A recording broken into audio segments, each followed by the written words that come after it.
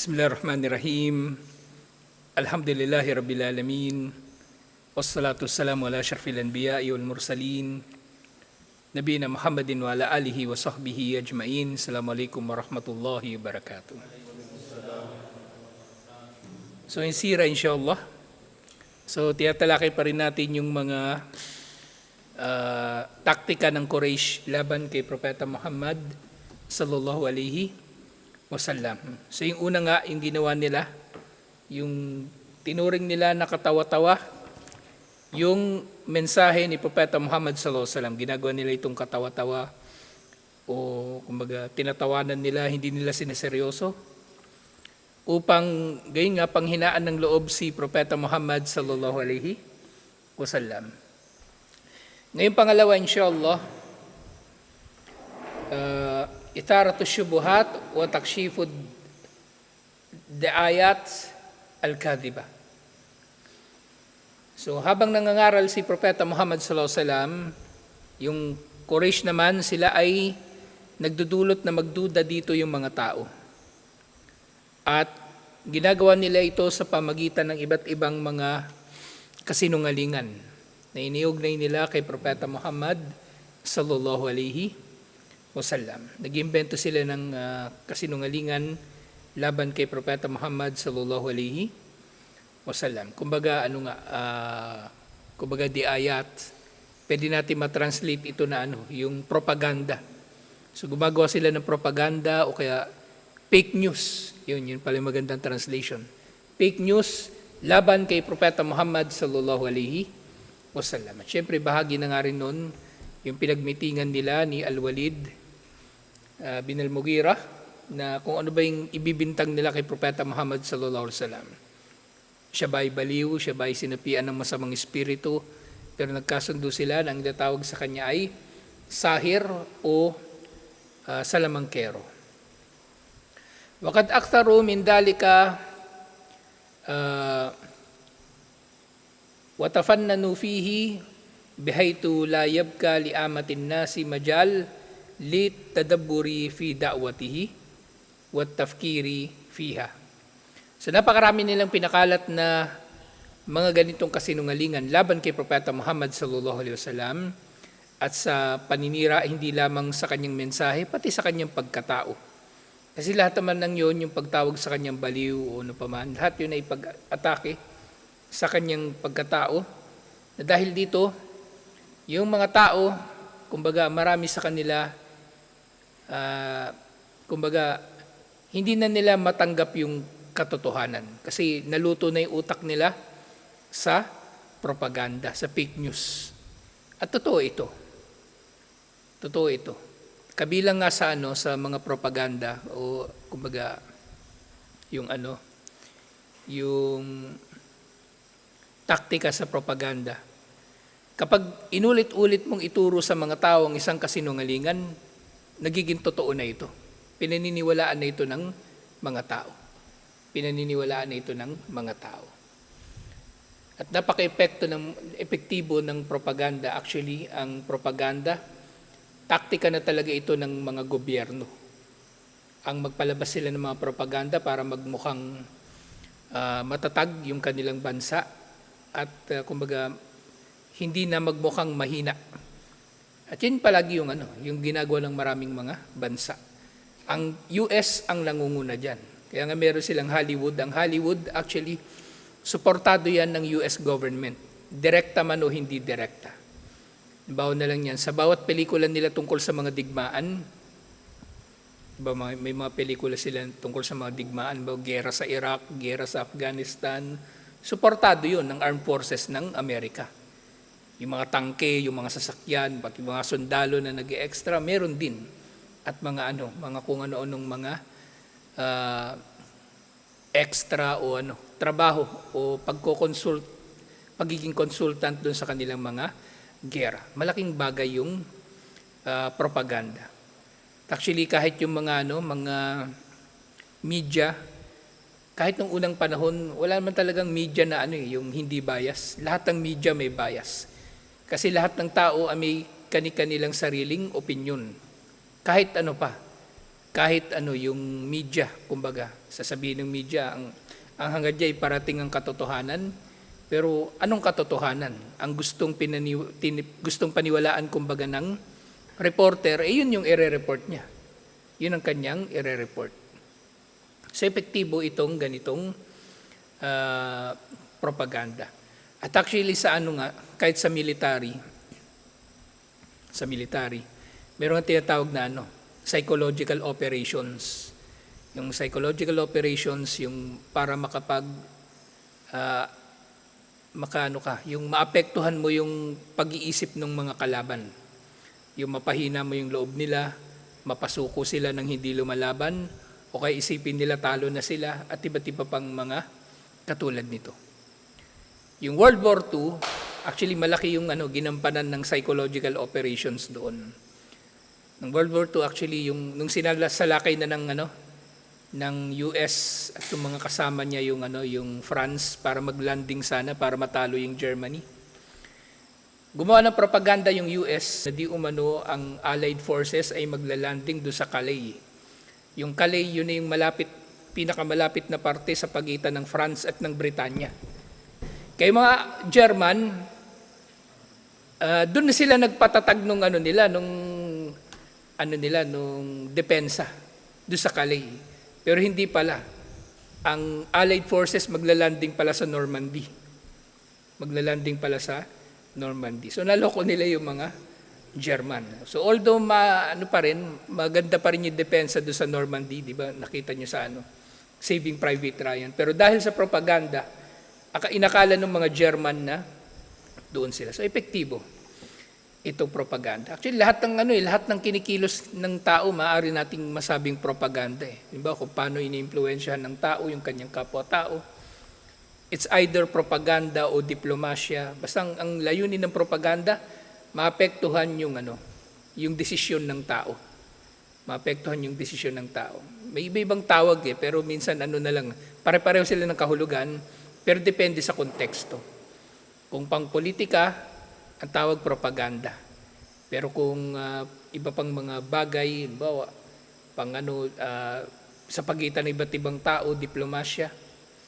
At sa military, bukod sa psychological operations, meron pang tinatawag na civil military operations. Dahil nga isa sa mga nagiging role ng military, hindi lang yung talunin yung kalaban, kundi makuha rin yung simpatsya ng mga tao na pwedeng makipagtulungan sa kalaban. Kaya nga, ang military, halimbawa yung AFP, ang army lalong-lalo na, meron silang engineering brigade. At ang engineering brigade na yun, hindi lang para magtayo ng mga structure para sa army. Ang engineering brigade ng army, nagre-rescue ng mga civilian, nagtatayo ng mga tulay, nagtatayo ng mga eskwelahan.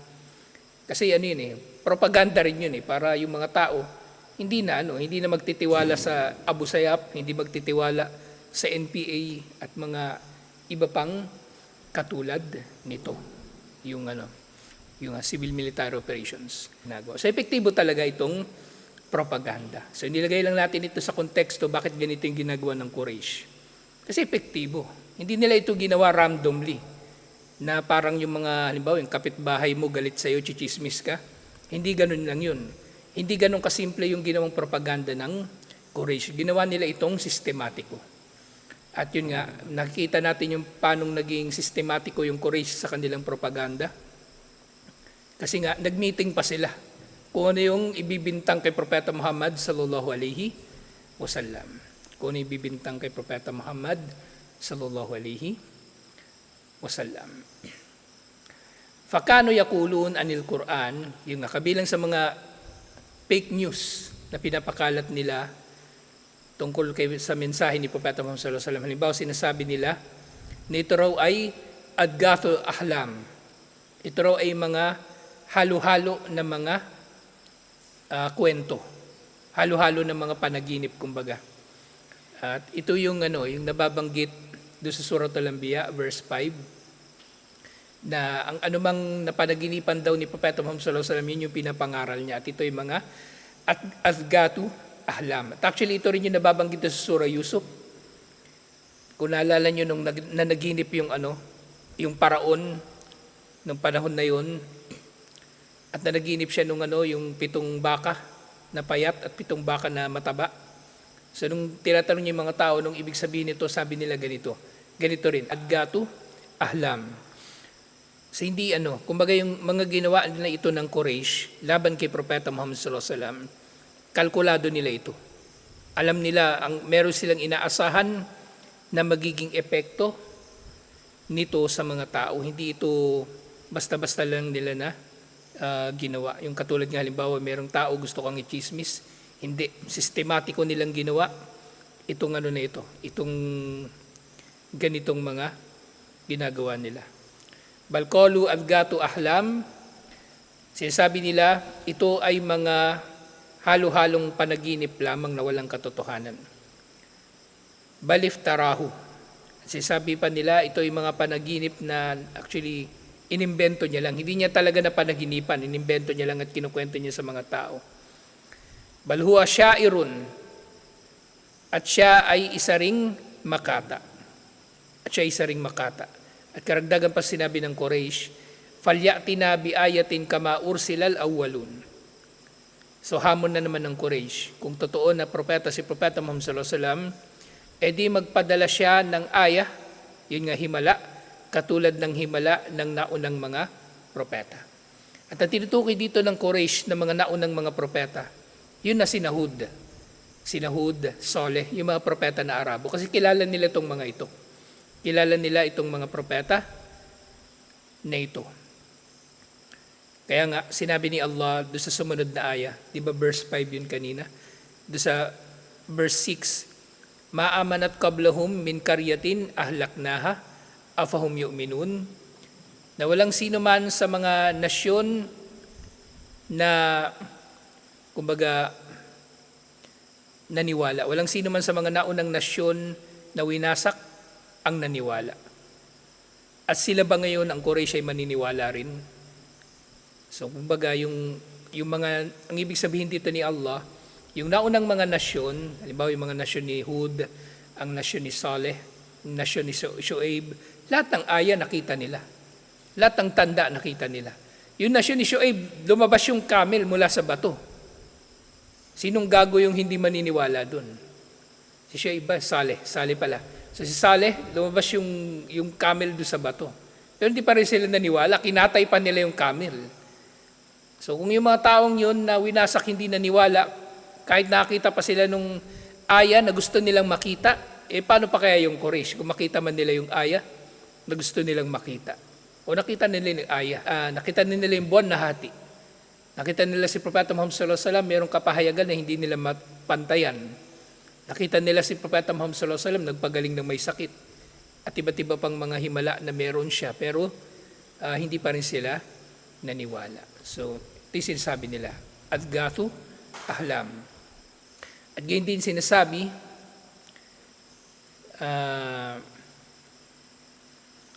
sa isa pang ayat ng Suratul Furqan, innama yu'allimuhu basharun. Ang nagtuturo lang daw kay Propeta Muhammad sallallahu alaihi wasallam nung kanyang mga sinasabi, nung kanyang mga ipinapahayag ay tao. Tao lang ang nagtuturo kay Propeta Muhammad sallallahu alaihi wasallam. Dahil nga, yung kabuuan ng ayan na ito, sa Suratul Furqan verse 4, وَقَالَ الَّذِينَ كَفَرُوا إِنْ هَذَا إِلَّا إِفْكٌ افْتَرَاهُ وَأَنَهُ عَلَيْهِ قَوْمٌ آخَرُونَ. Na ang mga hindi nanampalataya, yung Quraysh, ay nagsasabi, ito ay kasinungalingan na inimbento lang niya at tinulungan siya ng ibang tao dito. Faqad ja'u dhulman wa zura. Pero hindi, sila ay, sabi ni Allah, sila nga ay nakagawa ng kawalang katarungan at sila ay nag-imbento rin ng kasinungalingan. Nag-imbento lang din sila ng kasinungalingan laban kay Allah. So yun yung naging tugon ni Allah doon sa sinasabi nila, innama yu'allimuhu basharun. Hindi na natukoy dito pala kung ano yung aya. Ang Furqan, ang galing sa Suratul Furqan, yung in hada illa ifkun iftarahu, yun yung galing sa Suratul Furqan. At gayon din, sinasabi, karugtong noon doon sa verse 5 ng Suratul Furqan, Waqalu asatirul awwalin. Ito na nga yung sinasabi ko, lagi ko nababanggit sa inyo na sinasabi ng Quraysh, na yung Quran daw na ipinapahayag ni Propeta Muhammad sallallahu alaihi wasallam o yung kanyang mga nakukwento tungkol sa naunang mga nasyon ng mga Arabo, yung mga nasyon ni Saleh, Shu'aib at Hud, sinasabi nila asatirul awwalin. Asatir, ibig sabihin, istorya. Sabi nila, nung narinig ko itong si salita na ito, asatir, so may mga salita na magkakasintunog sa iba't ibang mga salita. Yung istorya, actually, Latin. At itong asatir, Arabic. At yun nga, nung pinag-aralan nito ng mga linguist, so napag-uugnay-ugnay nila ang iba't ibang mga wika na magkakaugnay talaga. Halimbawa niyan, yung Greek alphabet, ang unang letter sa Greek alphabet, alpha. Pangalawa, beta. Sa Arabic, alif, ba, ta. Magkaugnay sila. So talagang naniniwala ako na yung tao hindi nanggaling sa unggoy. Hindi nanggaling sa unggoy. Si Adan binaba dito ni Allah, isa lang siya, kasama niya asawa niya si Eva, at yung mga ibang tao nanggaling sa mga anak nila. Isa lang yung wika nila dati at nagkahiwa-hiwalay. At ito yung maaring kumbaga matibay na batayan na na hindi nanggaling sa unggoy yung tao. Kasi yung galing sa unggoy yung tao, di sana yung salita natin ngayon parang unggoy, di ba? Pero hindi, may logic sa iba't ibang wika eh. May logic sa iba't ibang wika. Ultimo yung pagsulat eh. Yung pagsulat. Sabi ng mga yung mga linguist. Di ba nagsusulat tayo ngayon sa Tagalog, left to right? Di ba? Left to right tayo. Pero yung Arabic, pag sinulat, right to left. Ang sabi ng mga linguist, yung mga lumang wika, Hebrew, Arabic, Aramaic, at yung iba pa. Kasi doon naman talaga halos banda doon nagsimula yung mga tao. O nagsimula magsulat yung mga tao. Kaya daw ganun, right to left ang Arabic at iba pang mga lumang wika. Sumerian, halimbawa. Kasi nung unang panahon, wala namang ballpen.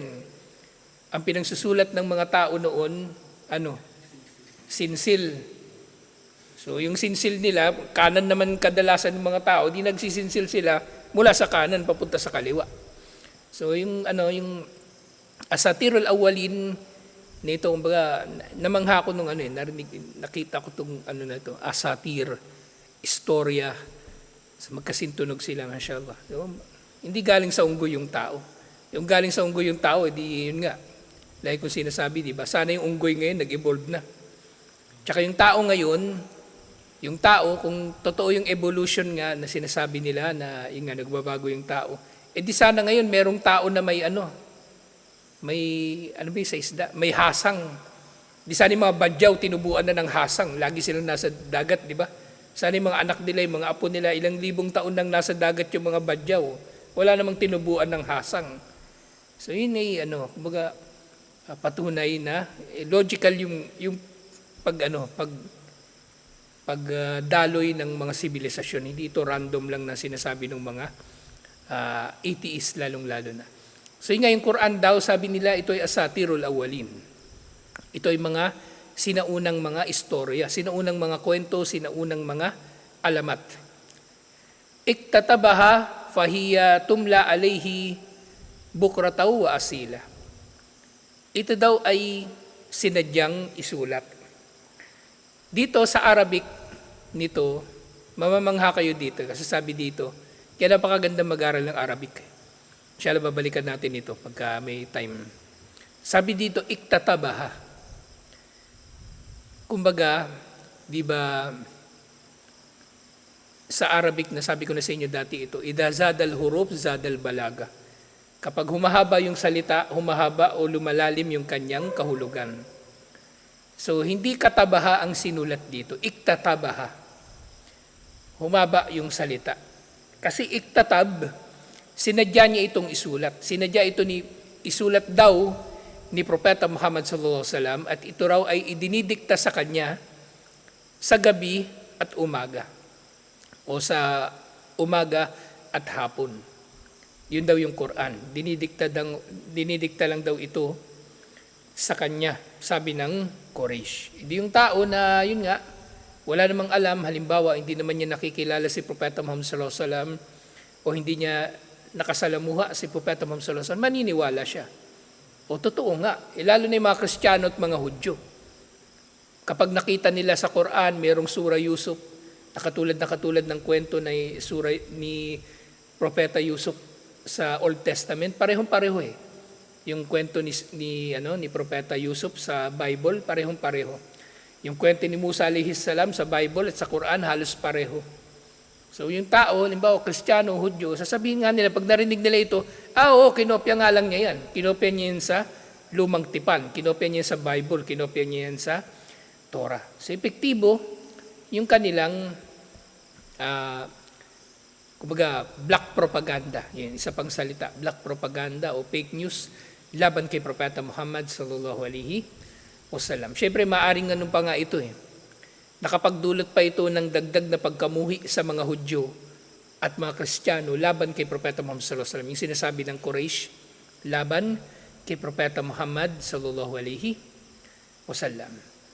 Wa ahyanan qalu, at minsan naman sinasabi nila, inna lahu jinnan aw syaitanan yatanazzalu alayhi kama yanzilul jinnu wasyayatin alal kahhan. Minsan naman sinasabi nila na si Propeta Muhammad sallallahu alaihi wasallam meron daw jin o meron daw demonyo sa kanyang katawan. Sinapian daw siya ng jin o ng demonyo. Katulad daw kung paanong yung jin o yung demonyo ay bumababa o sumasapi sa mga kohan, sa mga manghuhula. Sa mga manghuhula. So, syempre, nabanggit din ito ni Allah sa Quran, sa Surah Asy-Syu'ara, verse 221. Hal unabbiukum ala man tanzilu syayatin. So, kumbaga sinagot ni Allah yung bintang sa kanila ng Quraysh. Bintang nila kay Propeta Muhammad sallallahu alaihi wasallam. Sinagot ni Allah, yung sinasabi ninyo, kumbaga, yung sinasabi ninyo na dumarating kay Propeta Muhammad sallallahu alaihi wasallam yung demonyo, alam ba ninyo kung sino ang pinupuntahan talaga ng demonyo? Tanazzalu ala kulli afakin athim. Ang mga demonyo, ang pinupuntahan talaga nila, yung sinungaling at makasalanan. So kung ano yung sinasabi ng Quraysh, yun din yung tinutugon din ni Allah sa pamagitan ng Quran. Kaya ngayon Quraysh, pikon na pikon, kumbaga sa Quran. Ganun yung kanilang reaksyon. Napipikon sila sa mga sinasabi ni Allah. Kasi sinasabi lamang ni Allah kung ano lang din yung sinasabi nila. Tinatapatan ni Allah kung ano yung sinasabi nila. Parang ano, di ba? Parang flip-top. Diba sa flip-top may dalawang wrapper. Mag-aasaran yun. O, yung sinabi mo, mamaya babaloktotin naman niya, di lalo kang mapuypikon. So, ganun sila. Para silang nagpalitan ng sinasabi ni Allah. Hindi sila mananalo kay Allah. Hindi sila mananalo kay Allah. Ay innaha tanzilu alal kaddabil fajr al-mutalattakh bid-dunub. Ang mga demonyo, ito ay bumababa sa mga sinungaling at mga makasalanan, mga suwail na nalulugmok sa kasalanan. Kumbaga, sagad sa buto ang kanilang kasalanan. Wama jarrabtum ala kadiba, wama wajadtum fi fiskan, fa kayfa taj'aluna al-Quran min tanzilis syaitan. So, sinasabi dito, kayo ang mga makasalanan, kayo ang sinungaling. So paano ninyong masasabi na ang Quran ay ipinahayag ng demonyo? Kung meron mang tumatanggap ng kapahayagan mula sa demonyo, kayo yun, na Quraysh na mga sinungaling. Sila na Quraysh na mga sinungaling. At panghuli ngayong gabi, inshallah, kasi mahaba-haba itong itong number 2. Mahaba-haba itong number 2 na tinalakay dito. Alhamdulillah.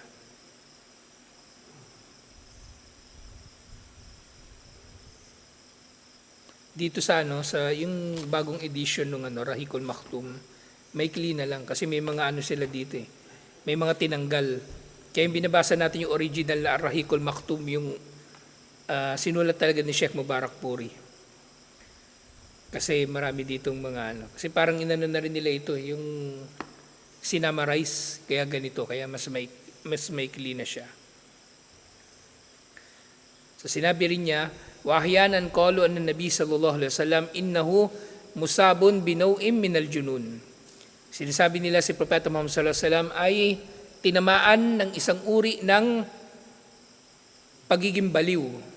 Pagiging baliw, yung sakit sa utak, kumbaga.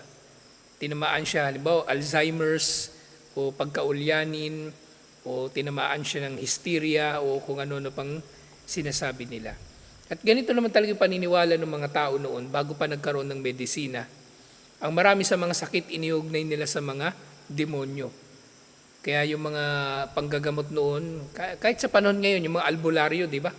Lahat ng sakit ng tao, nabati ka. Yun ang lagi sinasabi.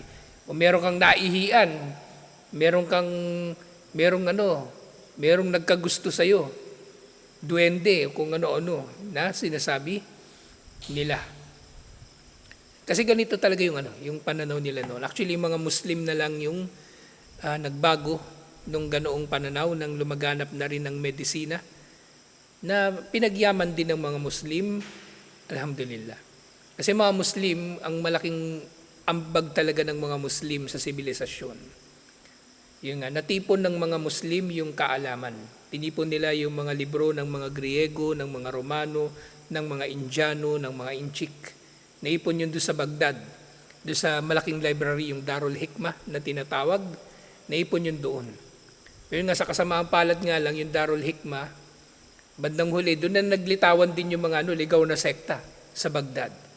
At mula doon sa Darul Hikmah, set aside muna natin yung mga ligaw na sekta, mula roon, pumalat din naman muli yung kaalaman.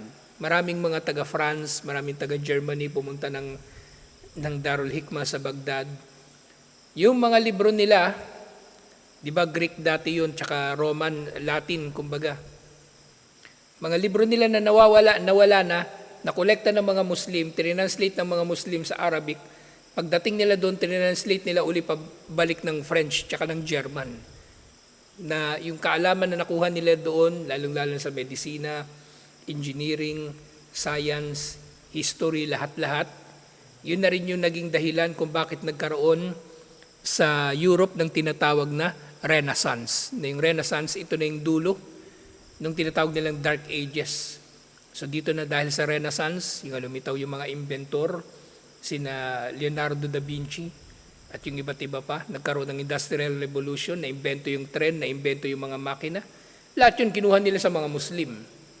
Kinuha nila sa mga Muslim. Kasi nawala na yun sa kanila kasi nung sinakop nga sila ng mga barbarian, nung panahon pa ng Roman Empire, naubos yung mga libro dun. Yung iba na itago ng mga Muslim, na pasakamay ng mga Muslim at na-translate nila sa Arabic.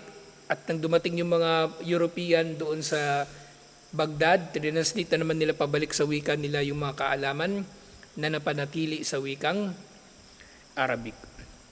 So nga, binibintang nila kay Propeta Muhammad sallallahu alaihi wasallam yung kabaliwan, pagiging baliw.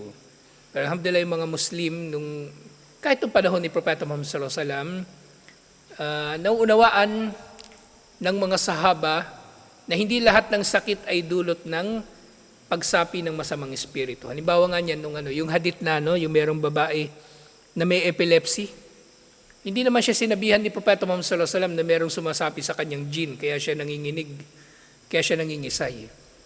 Ang sinabi na lang sa kanya ni Propeta Muhammad sallallahu alaihi wasallam, gusto mo ba magdua ako para sa iyo na gumaling ka? Yung babae, naiintindihan niya na yung pinagdaraanan niya ay magiging dahilan para kahabagan siya ni Allah at ang bawat pagtitiis niya ay may gantimpala. Sinabi niya, kahit hindi na. Basta manalangin ka na lang kay Allah na kapag inaatake ako ng epilepsy, hindi ako mahuhubaran. Yun na lang yung hiniling sa kanya ng babae. Pero yun din, may kinalaman dito si Propeta Muhammad sallallahu alaihi wasallam, wala namang sinabi yung babae na yun ay sinapian ng demonyo. Okay? Kasi wala namang kakaiba sa kanya, kumbaga. Pero meron talagang mga pagkakataon na may mga sakit na pagdududahan talaga natin na maaaring dulot ng jinn. Lalong-lalo na kung ito ay biglaan na nagdudulot ng pagbabago sa tao. Merong tao dating masipag, tapos maya-maya bigla na lang nagiging antukin. Hindi lang ikaw yun, maraming ganun. Nagbabago bigla. Posibleng jinn yung dahilan. Hindi siya sakit, kumbaga. So yung kabilang sa mga binibintang kay Propeta Muhammad sallallahu alaihi wasallam at iba pa na matatalaki pa natin, tutuloy natin next week, inshallah. Pero yun nga, dito sa Ar-Rahiqul Maktum, hindi na tayo nag-refer doon sa translation. Yung kinuha na natin yung original na Ar-Rahiqul Maktum kasi mas maraming nabanggit dito. Alhamdulillah. So tutuloy natin ito inshallah. Assalamualaikum warahmatullahi wabarakatuh.